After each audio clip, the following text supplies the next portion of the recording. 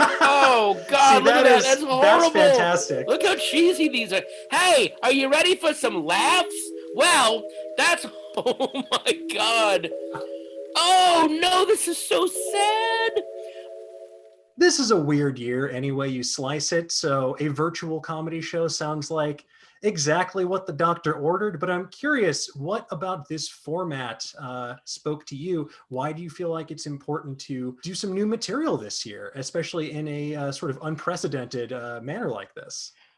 I'm going to be honest. I'm not 100% sure about this new format, but it was something that I've seen a lot of comedians trying out, some of which I think are doing it very successfully, some not so much. And if this is how things are going to go for a while, I mean, I really do love doing and writing stand up. And just because the delivery method changes doesn't mean that I don't want to be so purist that I purist myself out of getting to do stand up.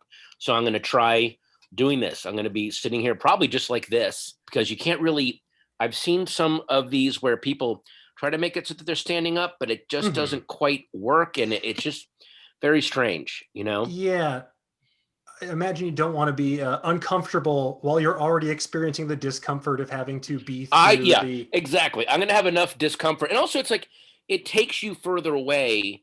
And this, I'm going to try to think of it as like, well, you're giving a concert, and then there's that big screen where they can actually see your face and Mhm. can interact with you. So that's what I'm hoping to do. Yeah, it's just like everyone's watching through the jumbotron on whatever device they're on. Yes, through the Jumbotron. Are you going to do like a virtual background, like a nice like brick wall or something, to really give that comedy club vibe? No, I was weird. I was actually messing around with like backgrounds, and like I guess you can like take a photo or something and like change it. But it always looks weird. And there's that also, I use my hands a lot. So Hmm. with this, it's just gonna look like there's like a moth like loose in the, maybe I'll do a background. I don't know. It still looks very, very, look at how primitive that looks. Yeah, it's like you're phasing through the fabric of reality, like Yeah. dislodged from space time. Hey, what the, yeah, I don't know. I Hang don't think on. he's actually in San Francisco. So then you can actually pick a thing. It's like, look at that. What? Yeah, Okay. I don't know. It just feels weird. I think at this point, everyone has accepted that we're all trapped in the various panopticons of our own homes, so may as Right. well just accept it. Oh, there we go. There's some like, Oh see, God, look at that. That's that's horrible. fantastic. Look how cheesy these are. Hey, are you ready for some laughs? Well, that's oh my God.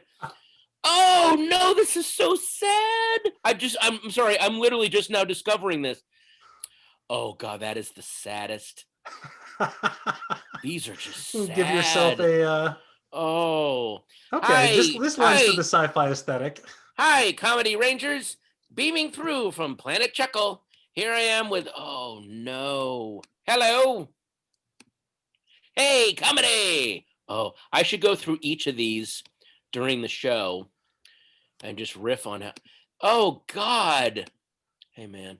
Hey, let me tell you something about doing stand up in the age of the Zoom call. The hope I can't do this anymore. I can't. Wait a minute. Like we just saw, it's a weird time to be alive. But I'm curious with Mm-hmm. writing stand-up this year. You know, it just every headline feels more impossible. Like I think I've seen people call it a hat on a hat too many times to count. But I'm curious, has quarantine been more conducive or less conducive to you to writing stand-up? Have you been more of a Jack Torrance or more of a Jessica Fletcher? I've been way more of a Jack Torrance.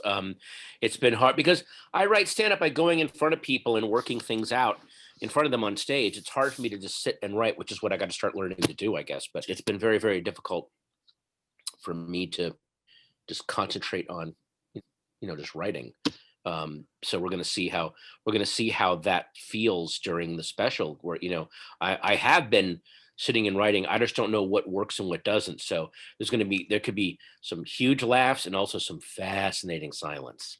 Just blame that on buffering. You have a I'm built-in gonna, excuse if something doesn't work. It's like, folks. I'm sorry about that joke, but the Wi-Fi signal's a little slow here. have there been any bits that you've written out and were like, even this is too weird for me. I need to like put that back into my quarantine brain? I've never. I've never judged things in terms of like weirdness, even during quarantine, because especially as you said earlier, we are living in such surreal times. What does it mean to be too weird um, for anything at this point? You know that I can't even judge that anymore. I don't know what's too weird or what's not funny or what doesn't go far enough anymore. We're so we've had the ground cut away beneath us, and maybe the advantage is that we're actually it is a genuine free for all. We don't get to we are free to kind of go wherever we want because there's no boundary right now. I don't feel one. Yeah, no, I understand what you mean. Everyone feels like they're in this kind of lucid dreaming state, and just anything is fair game because everything that is happening doesn't feel quite real. So may as well make the most of it. My God, that's Um, true. A lucid dream. It is. It does feel like a lucid dreaming state. yeah, like we maybe woke up in the middle of the night and we're not quite sure what's going on, but we can see our sleep paralysis demon looking through the window. It's just unpleasant all around. Oh God, our sleep paralysis demon. That's my God. What if that's what happened? What if we're all experiencing mass sleep paralysis and the Trump administration is just this demon that we're all experiencing at the same time? God, gonna have to light a couple more prayer candles then because Yeah. oh boy, this is our version of the dancing plague. Um, Yeah. for myself, like I'm having a lot, like you mentioned, it's hard to sit down and focus on just something as simple as writing sometimes because that requires you to engage fully with whatever you're doing.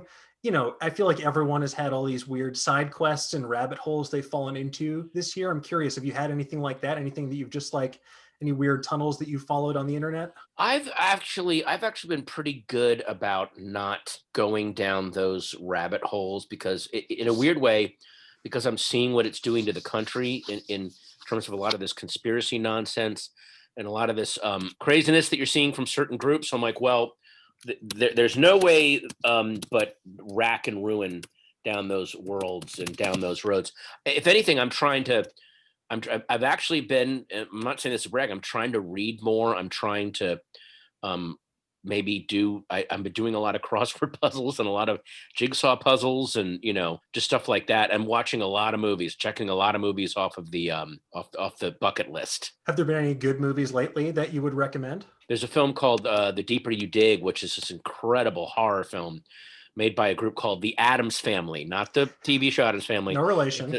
a husband, wife, and daughter. They make movies, and their movies are really good.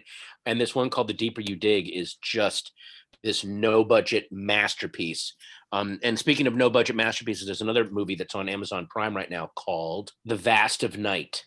That is a first time filmmaker that is just absolutely incredible. Cannot recommend it any higher. Yeah. So something else that I want to chat with you about because I was very excited to get a first look at this during this year's New York Comic Con is obviously Modok coming to Hulu next year. Yay. I was already excited that you were part of the Marvel Universe through Agents of Shield, but I have to say, nothing has gotten me more on board sooner than a stop motion animated Modok series. And what a voice cast you guys have assembled there. Oh But my I'm curious for God. you, what was Modok the character you always pictured yourself playing? What about this character spoke to you? One thing I love about Modok, before we added all the stuff to him, is that he's a villain who hates the other villains equally as much as the heroes because he thinks he should be higher on the villain chain. So there's something so, as much as he wants to be this advanced being and this perfected slice of humanity, he's prey to the pettiest jealousies of and having to work through that with all of his super science and all his super brain. I absolutely love that, and I was able to partner up with this writer and showrunner named Jordan Blum, who is an even bigger Marvel DC comic book head than I am, which I didn't know was possible, but my God. And so the first thing we did is he assembled the best writing staff and we had like all the Marvel A through Z guidebooks piled up on the conference table. And we were like, how deep can we pull? And what was amazing was that for all of our nerdy deep pulls and Easter eggs, Jordan really worked out like a genuinely human family, marriage, father, parenthood relationship with all of the characters, and it's pretty stunning. That was something that kind of struck me even in the clip. Like it's admittedly like obviously the comedy comes through, but it's nice to see the flip side of like what happens when Modok has to go home for the day. Like he can't be evil 24/7. He's got to have some sort of exterior and interior life beyond the walls of AIM. Yeah, but even his interior, you realize that the stuff that prevents him from actually having appreciating this amazing marriage he has and these genuinely great kids he has is the same pettiness and immaturity that stops him being a great villain. It's I like when a show like that has a nice emotional core around which to build that Yes. comedy because Well, otherwise it's just going to feel empty. yeah, that was Jordan. I mean, that was Jordan really built that world so perfectly, and then the writers just ran with it. Some of the episodes that we have one that involves a war in Asgard, but obviously we can't. There's no way to animate like that would take a year. And the solution, I won't say what it is, but we do a war in Asgard. But the way that their solution for doing it was so brilliant. I wish I could have come up with it, and I didn't. It was one of our writers, and oh my god, it's so great. I can't wait to see it. I mean, Yeah. just even the little details in there, like the AIM accountant wearing his jumpsuit but having the little green visor as Little green. well. Oh my god. Yeah, Well, that was also Stupid Buddy was I remember touring there and just watching them make the costumes like those aren't that's not polyurethane. They sewed those little costumes. They picked the perfect uncomfortable looking fabric. They made that little green. I mean, it's just oh my god. It's crazy. it's nice to see after getting so many aspects of all of these Marvel characters, seeing them become this sort of like dominant global popular culture, to then get Yeah. like a new flavor of that. Like adult animation is kind of having a bit of a renaissance right now, it feels like. So Yes. If you watch stuff like, BoJack Horseman and Bob's Burgers and stuff, they're telling these really like gorgeous human stories through animation and using it to smuggle in some really deep themes. And I think that we did that despite all. And don't think that we did the This Is Us of stop motion animation. It is nonstop silliness, but we do hit these emotional moments where I'm like, oh, this is in the middle of a Marvel show about a giant floating head. Like I actually feel for this guy. It was weird. we are all, it's the same thing when you're like on a plane and you're at 30,000 feet and like you put on a Pixar movie and you're just more susceptible because of the altitude. It's that same way with anything right now. Like any sort of hidden emotion in there is going to hit extra hard this year. Yeah. Oh my God. It's weird how like how like rubbed raw I am by everything, and it like I'm on the verge of tears watching the most rare. I showed my wife. She said she had never seen Casablanca, so I showed it to her and our daughter, and they were in which it's a great film anyway. But given the time we're living in and the scene, the La Marseillaise, when they're singing over the German guys singing the marching song was just they were in tears. They were like they were crying because of where we are right now. And when you know that that movie was made before World War II was over, they didn't know that they were going to win. They could have ended up executed because of that movie. And they're like, screw it, we're doing this. And half the people in that scene were refugees fleeing from Hitler's Germany. So that woman that's crying in that scene, she's crying for real. Like she's really feeling this. Wow. It's amazing. So yeah, we're in this weird fraught moment where it's almost like when I see this is going to sound really stupid, but I saw the trailer for the new season of the Eric Andre show. And no, I didn't cry watching it but I did get a little emotional because it was like in the face of all of this snide, self-satisfied hatred, there are people going, we're still going to be silly and absurd, like almost like at you. There was something so life affirming about, yeah, no, there's still this still exists despite all of your evil and violence. We're still doing this. And I don't know. It really that's a really weird thing to admit to, but it was amazing. It made me really happy. I feel like we need more of that like earnestness, those genuine moments, because like right now, like I get excited like going to the grocery store because it's like, Yeah. wow, what an adventure this is going to be. Yes. After just yes. So it's like even like, Eric Andre's show coming back with that sort of like style of subversive, just kind of in your face, genuine comedy. And like you as well doing something like at arm's length where you are Yeah. trying to connect with an audience, trying something new. Like I think that it's easy to get kind of stuck in that malaise, that feeling of like stasis this year. But it's nice when there is something to look forward to, something to do, even if it doesn't work the way you expect. The fact that something is happening that like you were trying is to be celebrated in and of itself. Nice. Wow. What a great way to put that. Thanks, man. Yeah. And also, I mean, also, it's not it's not a like self-serving exercise. Also, a portion of the proceeds are going to a wonderful organization called Alice's Kids. So I'm Alice's curious, can you Kids. tell us a little bit about that and what about that organization spoke to you? It's this fantastic group in my in back in Washington D.C. in Northern Virginia where I grew up. And what they, right now there's a lot of like poverty shaming that goes on for people that need assistance and stuff. It's just we're living in the age of cruelty, sadly, and especially I think that really hits hard on kids. Kids have to depend on like free lunches at school and all kinds of programs. So what these guys do is they find families in need and they're given letters by social workers and teachers and stuff, and they go research it and they get like gift cards or experience stuff that improves kids' lives, but you never see the charity aspect of it so that the kids can also they get a boost up, they get to keep their dignity. It's like, oh, here's a gift card to go shopping, just get this stuff. It's a charity organization that's not about the organization, it's about the dignity of the people that they're serving, and there's something really beautiful about that. I think right now as well, just especially things that are like mutual aid, direct aid, stuff that makes a genuine difference in your community. Since we're now at home all the time, you really get a sense of your community and how important that is. So being able to lend a helping Mhm. hand, especially when so many people are struggling, I think that's something that's fantastic. So I was really glad to see that as well. Thanks, man. Thank you. Yeah, it was incredible to get to work with them. Where can people find this brand new hour of comedy?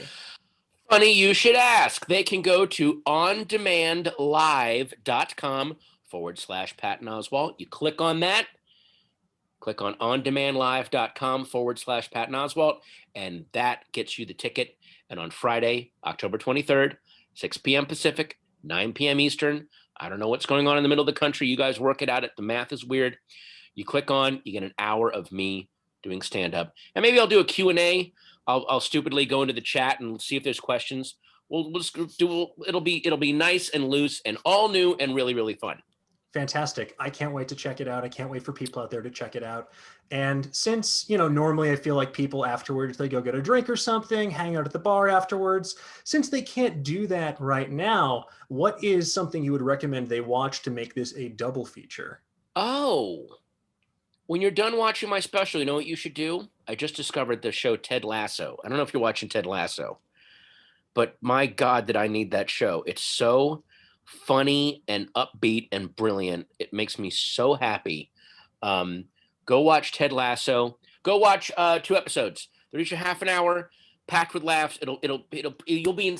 If you watch my hour and then 2 Ted Lassos, you'll be in the best mood. That is the best recommendation for a Friday night I've heard in quite some time. Patton, thank you so much. I really appreciate it. Congrats on the new show, and I Oh, can't wait to check it thanks. out. Thanks for having me on, man. I really appreciate it. Of course, it was our pleasure.